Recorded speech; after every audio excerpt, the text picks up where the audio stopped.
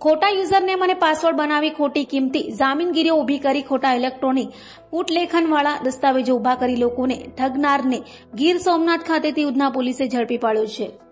Udhna police મથકનો staff PI S N. Desai તથા PSI એમ.કે. ઈસરાણીના નેતૃત્વમાં પેટ્રોલિંગમાં હતો ત્યારે અનારમાં હેડ કોન્સ્ટેબલ કમલેશ અને અનારમાં પોલીસ કોન્સ્ટેબલ નાગેન્દ્રસિંહ તથા ભવેશ નાઓએ હ્યુમન સોર્સિસ અને ટેકનિકલ સર્વેલન્સની મદદથી ઉધના પોલીસ મથકમાં નોંધાયેલા છેતરપિંડી તથા આઈટી એક્ટના ગુનામાં નાસ્તા ફરતા આરોપી દીપકુમાર મુકેશ ખેનીને ગીર સોમનાથ ખાતેથી ઝડપી પાડ્યો હતો.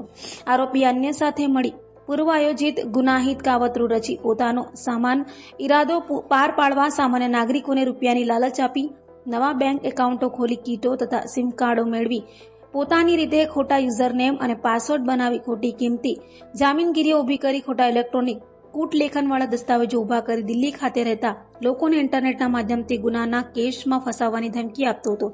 હાલ તો ઉધના પોલીસે આરોપી દીપકુમાર મુકેશ ખેનીની ધરપકડ કરી વધુ તપાસ હાથ ધરી છે.